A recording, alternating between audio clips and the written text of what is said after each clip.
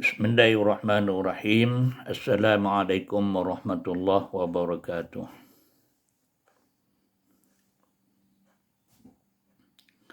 Alhamdulillahi rabbil alamin wa bihi nasta'in.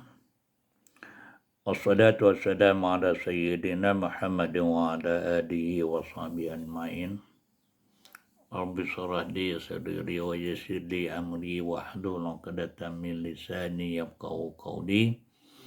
Subhanaka la ilma lana illa ma 'allamtana innaka antal alimul hakim. Wala haula wala quwwata illa billahil aliyyil azim. Alhamdulillah, syukur kita pada Allah Subhanahu wa taala. Sekali lagi kita bertemu dengan izin Allah Subhanahu wa taala dan sama-sama kita kongsikan ilmu. Mudah-mudahan perkongsian ilmu ini memberi manfaat dan keberkatan bersama dengan izin Allah Subhanahu wa taala. Baik, topik saya pada ketika ini ialah Islam memang sesuai untuk manusia. Tidak sesuai kepada binatang, dan Islam adalah sesuai untuk manusia. Dan manusia pulanya sesuai dengan Islam, tidak sesuai dengan agama-agama yang lain. Begitulah. Baik. Islam adalah agama yang diturunkan oleh Allah Subhanahu wa taala daripada langit.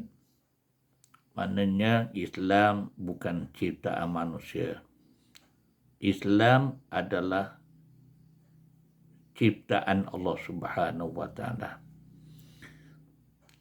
Allah Subhanahu wa taala turunkan Islam dan ajarannya daripada langit memang sesuai dengan fitrah kejadian manusia sendiri. Sesuai. Dengan kelengkapannya, dengan peralatannya, Allah Subhanahu wa taala jadikan memang sesuai. Dengan akal fikirannya, dengan hati dan perasaannya, memang sesuai. Baik. Jasmani dan rohani. Untuk jasmaninya, untuk rohaninya, memang sesuai. Untuk dunianya dan akhiratnya, memang sesuai. Inilah ajaran, satu-satunya ajaran daripada Allah Subhanahu wa taala untuk manusia kita. Sesuai. Kalau Allah Ta'ala kata memang Islam untuk manusia, kenapa kita tolak Islam? Nak pakai hak lain? Tak ada. Seolah-olahnya kita lebih tahu daripada Allah Subhanahu wa taala. Sedangkan Allah Subhanahu wa taala lebih tahu daripada kita apa yang patut, apa yang tidak patutnya. Baik dunia dan akhirat. Kelengkapan dalam Islam memang sudah ada dah. Untuk jasmaninya, untuk rohaninya, untuk dunianya, untuk akhiratnya, memang sudah cukup dah. Allah Subhanahu wa taala jadikan untuk kesejahteraan kita dan untuk keselamatan kita dunia dan akhirat. Baik. Islam tidak hanya menyuruh beramal untuk akhirat semata-mata. Tidak.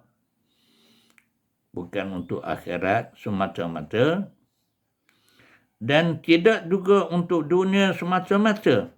Dan tidak juga untuk dunia semata-mata. Mana selaku umat Islam hendaklah menseimbangkan kedudukan untuk dunia dan akhirat, rohani dan jasmani. Ada belaka. Ada peraturan belaka. Peraturan dunia dan untuk peraturan akhirat. Ada.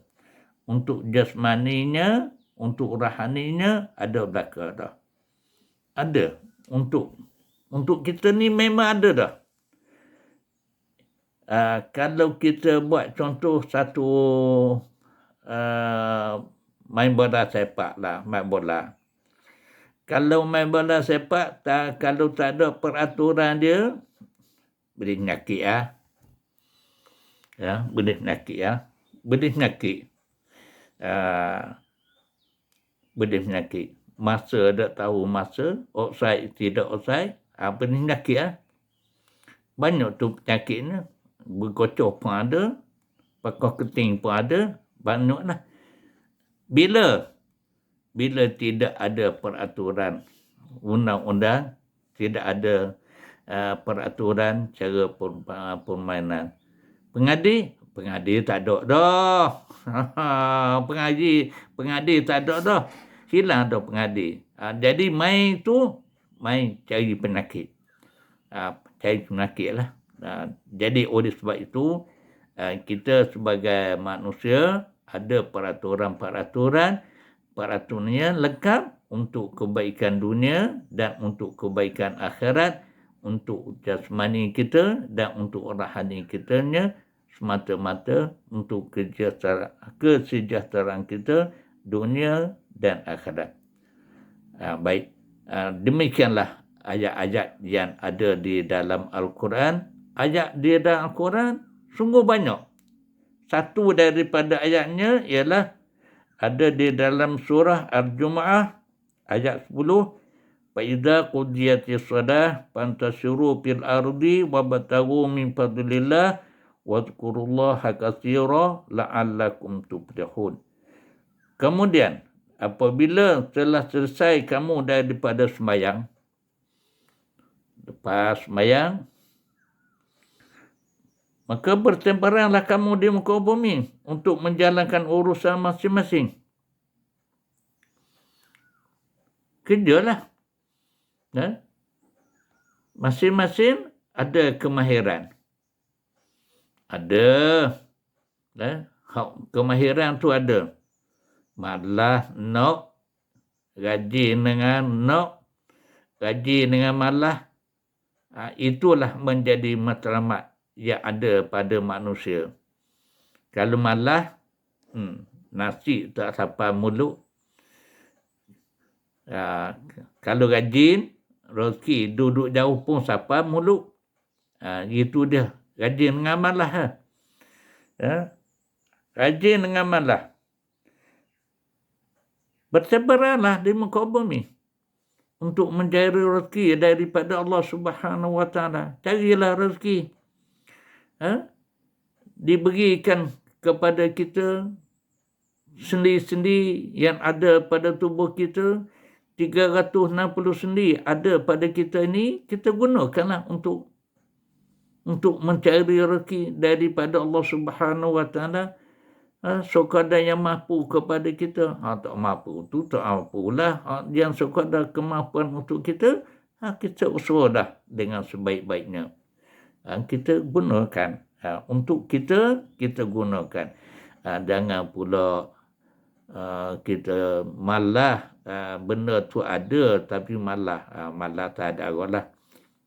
Kita masalah malah ni kita nak cakap ada pandai. Siapa dia pandai cakap bab malah ni, turunkanlah. Kalau kita memang tak pandai nak cakap, buatlah malah.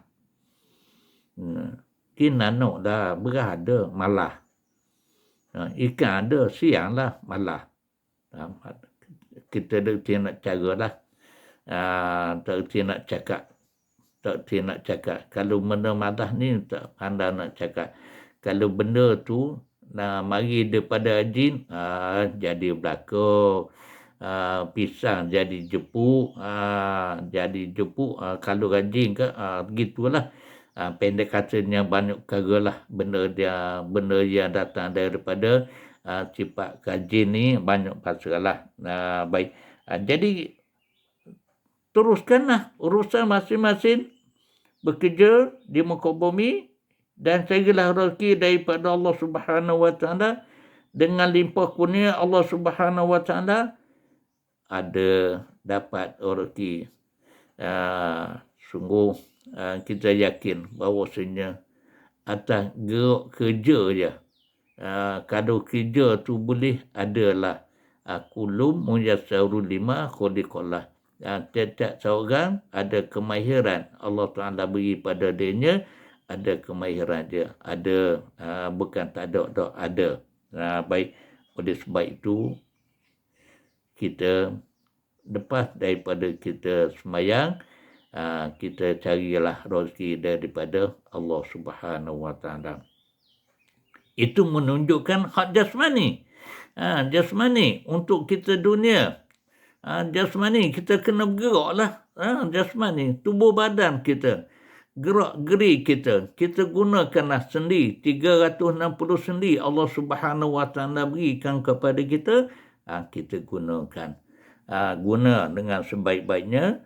Mudah-mudahan apa yang kita nampak zahirnya kita kerja dunia, tapi sebenarnya bila sambung dengan hari akhirat, dia jadi amalan ataupun jadi ibadat kepada kita.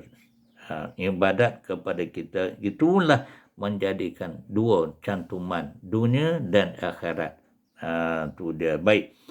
Dan ingatlah Allah Subhanahu Wa Ta'ala dan ingatlah banyak-banyak kepada Allah Subhanahu Wa Ta'ala. Syukur. Syukur dan sabar kita kena ada. Dalam masa mencari rezeki daripada Allah Subhanahu Wa Ta'ala, kita kena ada sabar, kena ada syukur. Kalau dapat banyak rezeki daripada Allah Ta'ala, kita kena syukur. Kalau kita dapat sikit, kita kena sabar. Mungkin hari ini sikit, ataupun mungkin hari ini banyak. Itulah sentiasa beradalah di mulut kita, di bibir mulut kita itu syukur. Kita kena sabar, di hati kita kena ada semua dah. Kita kena sabar dan kita kena syukur kepada Allah Subhanahu Wa Ta'ala atas apa yang kita dapati daripada kurniaan daripada Allah Subhanahu Wa Ta'ala. Baik, ingatlah kepada Allah Subhanahu Wa Ta'ala banyak-banyak dalam semua keadaan supaya kamu berjaya dunia dan di akhirat. Jadi kalau kita mengamalkan dengan sikap yang demikian, jawab adanya orang rajin sentiasa berada dalam nikmat kesenangan. Kalau kata nak senang, memang senang. Sentiasa senang. Jadi itulah matlamat yang kita kata jasmani, rohani, dunia dan akhirat. Kita kena berusaha. Usaha sungguhlah. Jangan kita malaskan. Baik.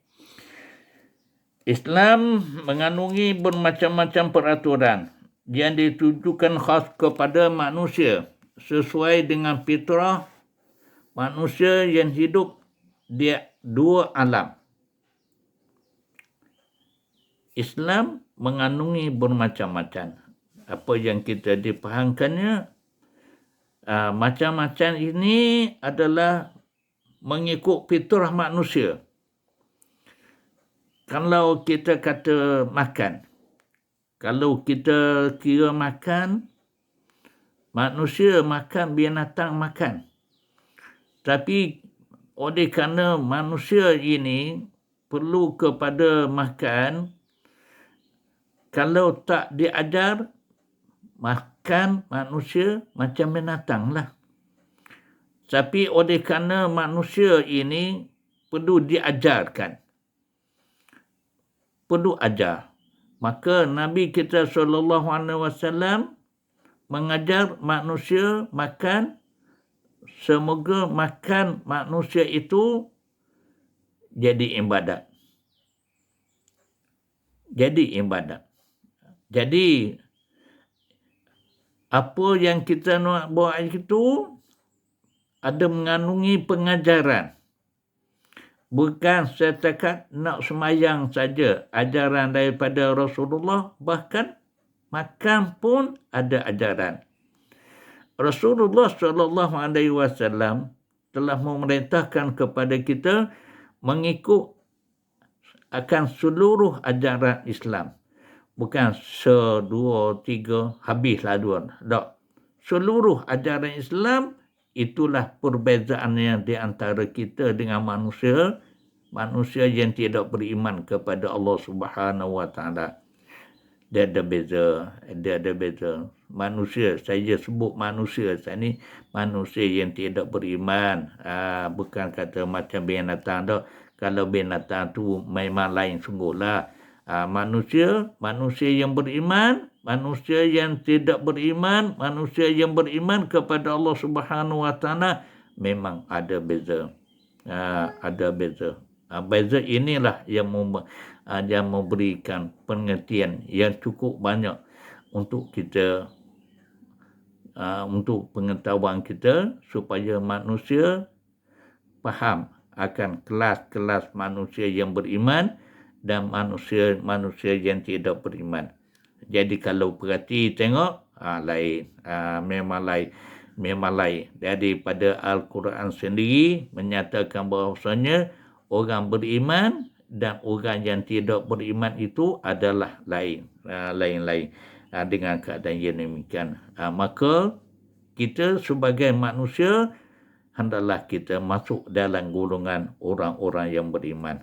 Tanpa melengah-lengah lagi, lengah-lengah tak ada dah. Kita pun terus menjadikan orang yang beriman dan seterusnya kita mendalami ilmu pengetahuan berkenaan dengan iman. Baik. Manusia yang menempuh hidup dua alam, iaitu alam dunia dan alam akhirat, yang memerlukan persimbangan hidup di dua alam. Ia kena ada dua alam, kena faham lah.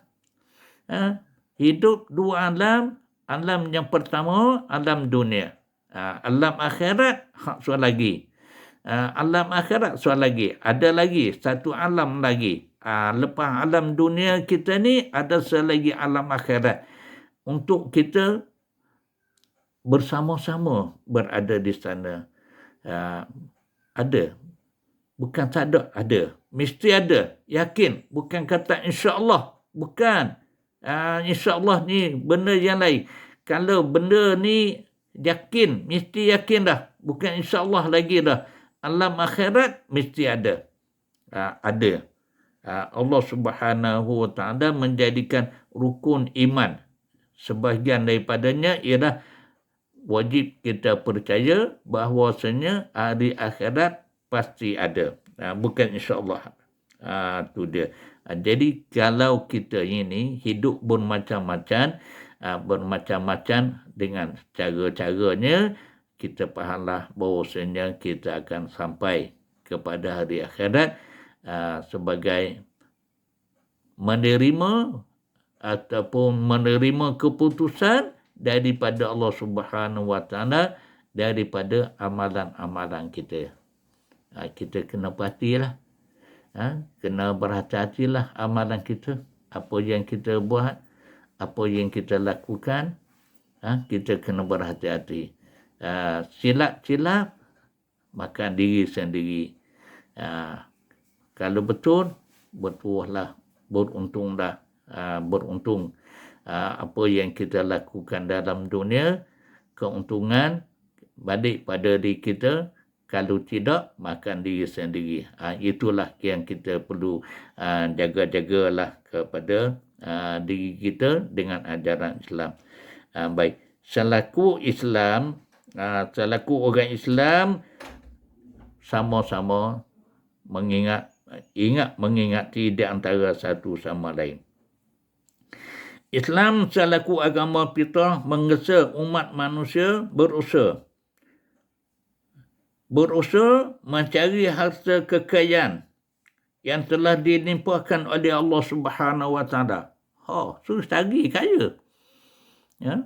Bukan Islam larang nak cari kaya ni. Islam menyuruh, suruh kita cari kaya. Kalau pandai, carilah. Data pengetahuan kita, data kemahiran kita, nak kaya. Cari. Carilah kekayaan yang halal, bukan yang haram. Bukan makan rasuah. Nak kaya makan rasuah haram. Tak boleh. Nak kaya, ngedar dadah tak boleh. Nak kaya, jual daun ketung. Haram, tak boleh. Tak boleh tu. Benda yang memabukkan tak boleh. Tak boleh. Jadi tak boleh.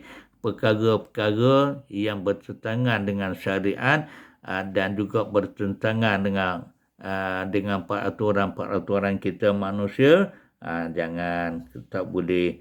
Nak kaya, buatlah cara yang betul-betul kaya yang mendatangkan manfaat dan keberkatan daripada Allah Subhanahu Wa Taala kepada diri kita. Kekayaan Allah Subhanahu Wa Taala memberi perangsang kepada kita supaya kita nak kaya, berusaha mencari kekayaan yang telah dinimpakan oleh Allah Subhanahu Wa Taala. Tetapi jangan lupa perintah Allah Subhanahu Wa Taala. Jangan kita lupakan. Ada kalanya berjaya, ada kalanya gagal. Kalau gagal tu, sabarlah. Kalau berjaya, syukurlah kepada Allah Subhanahu Wa Taala. Tapi jangan lupa. Janganlah kita lupa kali-kali. Kalau kita lupa akan kekayaan yang Allah Subhanahu Wa Taala berikan kepada kita, jawabnya macam korung lah. Pada mudahnya macam korung lah. Korung Allah Subhanahu Wa Taala berikan dia kekayaan melimpah ruah. Yang diceritakan oleh Allah Subhanahu Wa Taala dalam Quran, limpah kurnia Allah Subhanahu Wa Taala berikan kepada korung, tetapi malangnya korung berlagak samsing. Korung berlagak dengan kekayaannya, jadi sombong, jadi jahat. Sombong, jahat itu adalah menjadi contoh teladan pengajaran bagi kita manusia. Jangan berperangai sebagaimana pengakorong. Baik. Oleh itu, Islam menggalakkan manusia mengerjakan, mencari kekayaan yang dilimpahkan oleh Allah Subhanahu Wa Taala, di samping mengerjakan amalan-amalan yang mendatangkan pahala dan keselamatan dan kebahagiaan dunia dan di akhirat. Kena carilah. Kayalah. Kalau kaya kebajikan, kaya dengan keberkatan, kaya dengan cara yang halal, tidak sombong dan tidak takabur, Allah comel. Orang ni ialah comel sungguh. Dunia dia kaya dengan harta benda, akhirat pula dia kaya dengan kebajikan, pahalanya daripada Allah Subhanahu Wa Taala. Ini ialah membawa untung. Kena fahamlah. Baik. Tetapi jangan pula melupakan kebahagiaan dunia. Jangan lupa. Lebih-lebih lagi lupa belaka. Dunia pun lupa, akhirat pun lupa. Kalau lupa habis. Dunia pun lupa, akhirat pun lupa, habislah. Jangan lupa. Dunia pun kita jangan lupa pada Allah, akhirat pun kita jangan lupa pada Allah. Sesungguhnya apa yang kita pegang itu adalah milik Allah Subhanahu Wa Taala. Kurniaan daripada Allah Subhanahu Wa Taala adalah dengan kemudahannya. Kita berpegang. Kita pegang itu, kita ingatlah bahawasanya adalah sementara segala-galanya. Kita usaha dan kita ikhtiar. Kita tawakal kepada Allah. Apa yang kita dapat itu adalah sementara. Sementara. Ni pakaian yang kita pakai sementara. Kepiah yang kita pakai sementara. Kereta kita pakai sementara. Pangkat sementara. Segala-galanya sementara belaka. Apabila sementara, kita ingatlah kepada Allah Subhanahu Wa Taala. Kita ingat kepada Allah Subhanahu Wa Taala. Apabila kita ingat kepada Allah Subhanahu Wa Taala, selamat kita. Dunia kita selamat, akhirat pun kita selamat. Itulah yang menjadi matlamat kepada kejayaan kita, kekayaan kita dan kemudahan kita. Kita gunakan untuk kita, untuk kemudahan dunia kita dan untuk kita pula kemudahan di hari akhirat kita. Jangan kita lupakan kejayaan kita, kebahagiaan yang dapat sama-sama kita rasai. Kita ada bahagian daripada nikmat-nikmat Allah Subhanahu Wa Taala, itulah kebahagiaan yang kita dapati. Kebahagiaan itu mereka yang ada punya hati, ada kebahagiaan lah. Bahagia hidup dengan benda yang halal adalah bahagia. Semuanya mesti secara halal sebelum menikmati kesenangan dan kebahagiaan yang bakal kekal abadi di hari akhirat nanti. Kesenangan yang pertama ialah dunia. Kemudian bila mati, dia mendapat pula yang kekal abadi di hari akhirat pula. Inilah matlamat Islam nak bawa manusia supaya manusia berada dalam kesejahteraan. Baik. Di dalam ajaran Islam, beramal dan bekerja untuk hidup dunia dan di akhirat adalah suatu tuntutan ilahi secara mutlak. Maknanya secara mutlak, tak kira senang, tak kira susah, tak kira miskin, tak kira kaya. Mesti kena kerja. Mesti kena kerja. Kalau kaya, katakanlah kaya, tapi malah kerja. Dibenci oleh Islam. Mentang-mentang kaya, nak duduk saja. Tak boleh. Mesti kena kerja. Mesti kena kerja. Kerja dengan orang Islam lagu mana?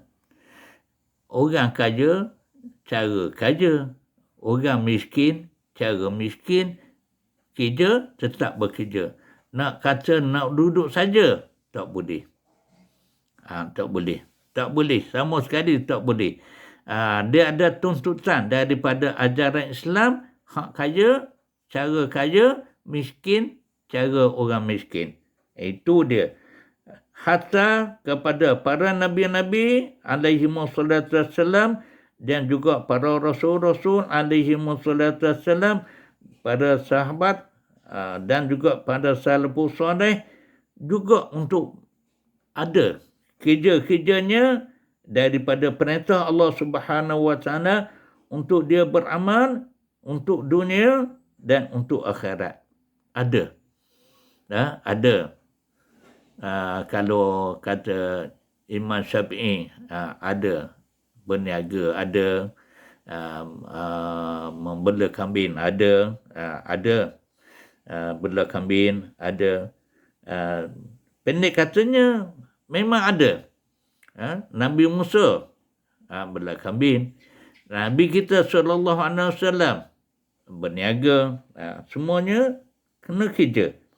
Baik. Islam sebagai adin, sebagai agama, tidak menghalang manusia untuk mencari kehidupan duniawi yang tidak bercanggah dengan ajaran Islam. Teruskan. Banyak mana pun boleh. Jangan lajulah mulut tu. Mulut tu tadi tengok. Dunia belakang. Dunia. Tengok lebih kan. Tengok kereta besar. Dunia. Jangan. Beri sikit mulut tu. Belajarlah sikit. Ilmu pengetahuan tu lebih sikit. Jangan laju sangat mulut ni. Mulut laju. Tengok lebih pada orang, dunia. Tengok lebih pada orang, dunia. Kiri kanan, dunia belakang. Mu sendiri apa benda? Kalau mu ada sendiri tu apa benda? Dunia juga. ataupun tidak dunia. Semuanya dunia ini Allah Subhanahu wa taala anjurkan supaya cari kehidupan duniawi selama tidak bercanggah dengan Islam. Tidak bercanggah dengan Islam, teruskanlah. Bermaknanya unsur-unsur halal itu adalah digalakkan. Tetapi kita kena ingat, apa yang kita dapati daripada Allah Subhanahu wa taala, kita kena ingat hak yang sebenarnya sementara. Sebelum habis sementara itu, kita gunakanlah untuk kebajikan. Untuk kebajikan diri kita sendiri, untuk kebajikan keluarga kita, untuk kebajikan jiran tetangga kita, untuk kebajikan negara kita, untuk kebajikan seluruh sahabat-sahabat, untuk kebajikan buat jariahnya. Itu dia. Sebab kita ni sementara. Kita fahamlah sementara ni kita pinjam sebentar dah, sebentar. Pinjam sebentar, 2 hari ke, 3 hari ke, lepas tu kita serah pada Tuhan kita lah. Demikianlah Allah Subhanahu wa taala beri pada kitanya ialah sementara. Sementara. Kita gunakanlah kehidupan kita untuk kita buat sementara waktu. Setiap orang yang beriman dalam hidup dan kehidupan mereka yang beriman sehari-hari hanya memperolehi kebaikan dunia dan akhirat saja. Malah tidak ingin juga memperoleh kebaikan dan kebahagiaan hidup di dunia. Kalau katakanlah ada untuk bahagian, kalau Allah Subhanahu wa taala beri, tak suka dengan orang lah. Mana sikit saja, tak ada dapat kebahagiaan lah. Nak duduk senang, tidak kata senang sangat. Kalau kata kaya, tidak kaya sangat. Kalau kata miskin, tidak miskin sangat. Tapi hidup tidak bahagialah. Tetapi yakinlah, akhirat akan mendapat kebahagiaan. Tapi biasanya mengikut waliklah. Orang yang beriman kepada Allah Subhanahu wa taala bahagia. Tak ada harta banyak pun bahagia. Memang bahagia. Bahagia ini akan dapati dan dirasai oleh sanubari manusia. Kita lihat susah. Tapi sebenarnya hati dia bahagia. Hati dia bahagia. Nampak ceria. Ceria. Hidup dia ialah ceria. Ceria dengan satu keluarganya cukup ceria. Ni cerita-cerita panjang lah. Kalau saya cerita-cerita panjang lah. Benda ni kita dapati bahasanya kisah yang berlaku. Saya pergi sendirilah. Tengok keadaan rumahnya. Bersih semualah rumah. Tiba-tibanya masuk waktu asar. Saya pergi jalan dia, jalan rumah dia sebagai ziarah lah. Ziarah dia, masuk waktu asar, dia pun sebut,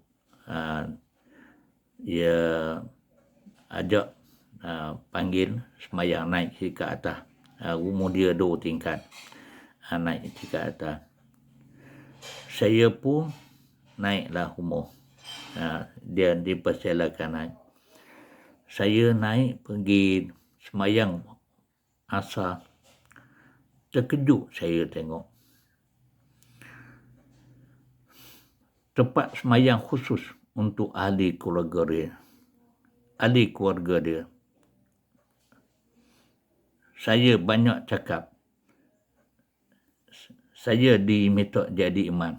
Semayang asar. Semayanglah asar. Dia pun buka sejadah. Terperanjat saya tengok sejadah.